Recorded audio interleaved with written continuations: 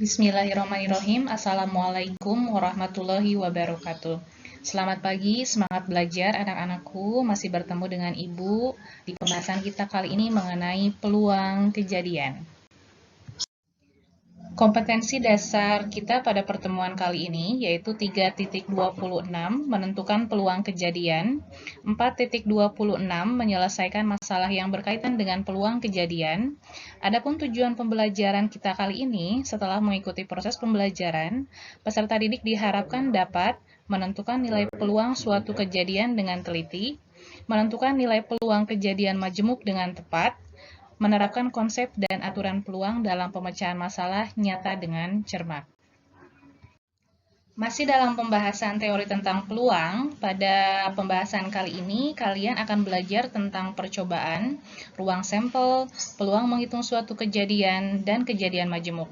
Kita bahas satu persatu ya.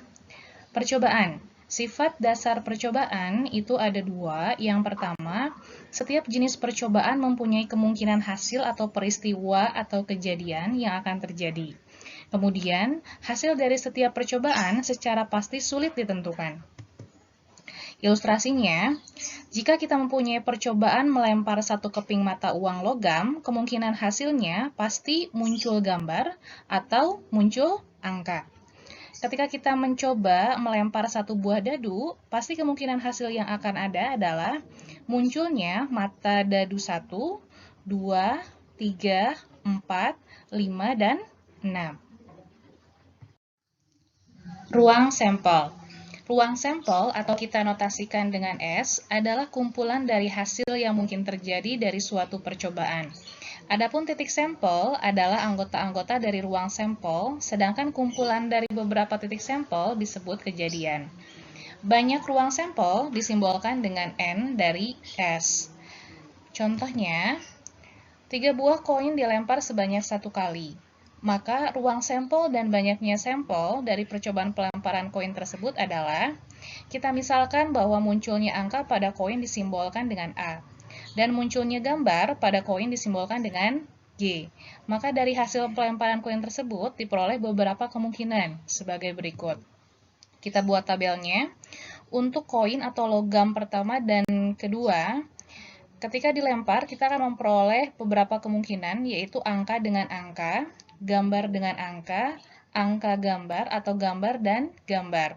Ketika kita tambah lagi dengan satu koin lainnya yang kemungkinannya adalah keluarnya angka atau gambar, maka ke-8 buah ruang sampel ini yang akan menjadi hasilnya. Jadi ruang sampel dari percobaan tersebut adalah angka-angka-angka, angka-angka gambar, angka gambar angka, gambar angka-angka, angka gambar-gambar, gambar angka gambar, gambar gambar angka, gambar gambar gambar. Dan banyak sampelnya adalah 8. Peluang kejadian. Misalnya S adalah ruang sampel dari suatu percobaan dengan setiap anggota S memiliki kesempatan muncul yang sama, dan K adalah suatu kejadian dengan K anggota S, maka peluang kejadian K adalah, rumus atau formulanya, peluang kejadian di sini disimbolkan atau dinotasikan dengan P dari K adalah N dari K, yaitu banyaknya anggota dalam kejadian K, per N dari S, yaitu banyak anggota dalam himpunan ruang sampel. Contohnya, sebuah dadu dilempar undi 1 kali. Peluang muncul angka bilangan prima adalah, ruang sampel dadu atau S disimbolkan adalah 1, 2, 3, 4, 5, dan 6. Maka banyaknya anggota dalam himpunan ruang sampel adalah 6. Sedangkan munculnya angka prima kita simbolkan dengan kejadian K sama dengan 2, 3, dan 5. Maka banyak anggota dalam kejadian K adalah 3. Sehingga peluang muncul angka bilangan prima yaitu peluang kejadian sama dengan banyaknya kejadian per banyaknya ruang sampel sama dengan 3/6, atau kita dapat sederhanakan menjadi 1/2. Peluang komplement dari suatu kejadian. P dari K adalah peluang kejadian K, dan P dari KC, atau kita simbolkan dengan P dari K single koma, adalah peluang kejadian bukan K. Maka berlaku rumus atau formulanya, peluang komplement dari suatu kejadian adalah P dari K, peluang dari kejadian, ditambah dengan peluang dari KC atau peluang dari komplement, sama dengan 1. Maka peluang dari komplement suatu kejadian sama dengan 1 dikurangi peluang dari suatu kejadian. Contoh, peluang Rina lulus ujian matematika adalah 0,89. Maka peluang Rina tidak lulus ujian matematika adalah K sama dengan kejadian Rina lulus ujian matematika adalah 0,89. Sedangkan komplement suatu kejadiannya, yaitu kejadian Rina tidak lulus ujian matematika, adalah P dari KC sama dengan 1 dikurangi P dari K. Sesuai dari rumus, maka 1 dikurangi 0,89. Maka peluang Rina tidak lulus ujian matematika atau peluang komplement dari suatu kejadiannya adalah 0,11. Selanjutnya adalah frekuensi harapan. Frekuensi harapan adalah banyaknya kejadian yang diharapkan dapat terjadi pada suatu percobaan. Jika suatu percobaan dilakukan sebanyak N kali dan nilai kemungkinan terjadi kejadian K setiap percobaan adalah P dari K, maka frekuensi harapan kejadian K adalah, kita simbolkan bahwa frekuensi harapan adalah frekuensi harapan FH dari K sama dengan N dikali peluang kejadian atau dinotasikan dengan P dari K. Contohnya, sebuah dadu dilempar sebanyak 120 kali. Maka frekuensi harapan munculnya mata dadu faktor dari 6 adalah, kita lihat, sampelnya, ruang sampelnya adalah 1, 2, 3, 4, 5, 6. Maka banyaknya ruang sampel atau banyaknya anggota dari ruang sampel adalah 6. K, kejadian faktor dari 6 adalah 1, 2, 3, dan 6. Maka banyaknya dari A adalah sama dengan 4. N, banyaknya lemparan sama dengan 120. Maka peluang kejadian sama dengan banyaknya anggota kejadian dibagi banyaknya anggota ruang sampel, yaitu 4/6, sama dengan 2/3. Sehingga frekuensi harapan muncul faktor dari 6 adalah frekuensi harapan sama dengan N dikali peluang kejadian, sama dengan 120 dikali 2/3. 120 dikali 2, 240, kemudian dibagi 3, sama dengan 80 kali. Maka frekuensi harapannya muncul faktor dari 6 adalah 80 kali. Baik, kejadian majemuk. Ngomong-ngomong, jika kamu diminta ibu untuk merapikan bola warna-warni yang kalian miliki ke dalam kotak mainan, namun tiba-tiba adikmu yang masih kecil minta diambilkan bola, maka secara acak kamu akan mengambil kembali bola tersebut. Nah, peluang terambilnya bola warna biru dan merah kira-kira ada berapa ya?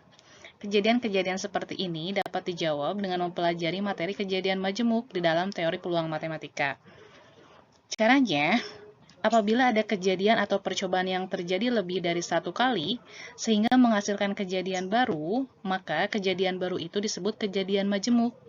Terdapat beberapa kejadian yang disebut sebagai kejadian majemuk. Yang pertama yang akan kita pelajari adalah dua kejadian sembarang.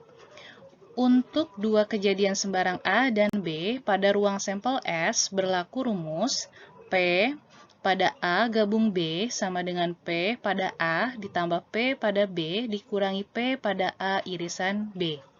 Contohnya, dari 45 siswa pada suatu kelas, diketahui 28 siswa suka matematika, 22 siswa suka bahasa Inggris, dan 10 siswa suka kedua-duanya. Jika seorang siswa dipilih secara acak, tentukan peluang siswa yang terpilih adalah yang menyukai matematika atau bahasa Inggris. Jika kita membuat diagram Venn, seperti pada kalian saat SMP, kita lambangkan matematika dengan M, bahasa Inggris dengan B, maka terlihat irisannya ada 10 siswa, sedangkan yang menyukai matematika saja ada 18, yang menyukai bahasa Inggris saja ada 12, dan yang tidak menyukai keduanya ada 5. Karena di sini jumlah ruang sampelnya adalah 45, yang menyukai matematika 28, yang menyukai bahasa Inggris 22, yang menyukai keduanya yaitu irisannya adalah 10. Maka jawabannya adalah, kita lihat, peluang terpilih yang suka matematika atau bahasa Inggris ialah P dari M gabung B sama dengan P dari M ditambah P dari B dikurangi P dari M irisan B. Maka P dari M, yaitu peluang dari matematika, 28/45 ditambah peluang dari B bahasa Inggris yaitu 22/45 dikurangi peluang dari irisan matematika dan bahasa Inggris yaitu 10/45. Maka hasilnya adalah 28 ditambah 22 dikurangi 10 sama dengan 40/45 atau dapat kita sederhanakan menjadi 8/9. Selanjutnya adalah komplement suatu kejadian. Kita rumuskan dengan peluang pada A komplement sama dengan 1 dikurangi P peluang pada A. Jika kita buat dalam diagram Venn, maka bentuknya akan seperti ini. Himpunan A, kemudian ini adalah A komplementnya. Contoh, sebuah dadu dilempar sekali. Tentukan peluang munculnya mata dadu lebih dari 2.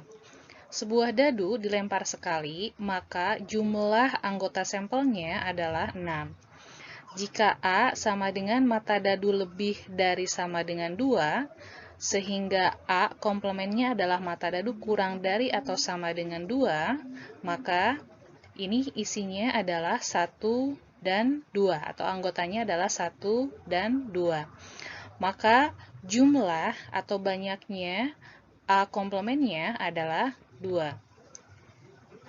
Jika kita masukkan dalam rumus, peluang dari A komplement sama dengan jumlah atau banyaknya A komplement dibagi dari banyaknya anggota ruang sampel sama dengan 2/6 atau dapat kita sederhanakan menjadi 1/3. Sehingga peluang dari A sama dengan 1 dikurangi P dari A komplement. Ini rumus yang sudah kita pelajari tadi sebelumnya. Maka 1 dikurangi peluang dari A komplement adalah 1/3. Hasilnya menjadi 2/3. Jadi peluang muncul mata dadu lebih dari 2 adalah 2/3. Yang ketiga adalah dua kejadian saling lepas. Rumusnya, peluang dari A gabung B sama dengan P atau peluang dari A ditambah peluang dari B. Bentuk diagram Venn-nya adalah bagian A, himpunan A dengan himpunan B-nya terpisah. Contoh, pada pelemparan sebuah dadu bermata 6, berapakah peluang mendapatkan dadu mata 1 atau 3? Untuk A sama dengan 1, B-nya sama dengan 3. Maka banyaknya anggota A sama dengan 1 dan banyaknya anggota B sama dengan 1. Peluang mendapatkan dadu mata 1 atau 3 adalah peluang dari A gabung B sama dengan peluang dari A ditambah peluang dari B. Sama dengan 1/6 ditambah 1/6 sama dengan 2/6, kita sederhanakan menjadi 1/3. Yang keempat, dua kejadian saling bebas. Kejadian A dan B dikatakan saling bebas jika kejadian A tidak mempengaruhi kejadian B, dan kejadian B tidak mempengaruhi kejadian A. Dirumuskan sebagai berikut. Peluang dari A irisan B sama dengan peluang dari A dikali peluang dari B. Contohnya, jika peluang Ambi dapat menyelesaikan suatu soal adalah 0,4, dan peluang Budi dapat menyelesaikan soal yang sama adalah 0,3, maka peluang mereka berdua dapat menyelesaikan soal tersebut adalah jawab, peluang dari A sama dengan 0,4, peluang dari B sama dengan 0,3, maka peluang Andi dan Budi dapat menyelesaikan soal adalah peluang dari A irisan B sama dengan peluang dari A dikali peluang dari B. Kita misalkan tadi Andi dengan A, maka Budi dengan B, maka 0,4 dikali 0,3 sama dengan 0,12. Dan yang terakhir adalah dua kejadian bersyarat. Jika kejadian A dan B tidak saling bebas, kejadian B dipengaruhi oleh kejadian A atau kejadian B dengan syarat A dirumuskan sebagai berikut. P pada B/A sama dengan P pada A irisan B per P pada A, atau P pada A irisan B sama dengan P pada A dikali P pada B/A. Contohnya, sebuah dadu dilempar sekali. Tentukan peluang munculnya mata dadu ganjil dengan syarat munculnya kejadian mata dadu prima lebih dahulu. Sampelnya untuk dadu adalah 1, 2, 3, 4, 5, dan 6. Banyaknya anggota sampel adalah 6, dan A yaitu kejadian munculnya angka prima adalah 2, 3, 5, maka banyaknya anggota dari A adalah 3, sehingga peluang dari A sama dengan banyaknya anggota A dibagi banyaknya anggota ruang sampel sama dengan 3/6, kita sederhanakan menjadi 1/2. Sedangkan B yaitu kejadian muncul mata dadu ganjil, di mana B-nya adalah 1, 3, dan 5, maka peluang dari B, jumlah atau banyaknya anggota dari B per banyaknya anggota ruang sampel sama, yaitu 3/6, kita sederhanakan menjadi 1/2, sehingga peluang munculnya mata dadu ganjil dengan syarat munculnya kejadian mata dadu prima dahulu, yaitu peluang pada B/A sama dengan peluang pada A irisan B per peluang pada A, sama dengan 1/4 per 1/2 sama dengan 1/2.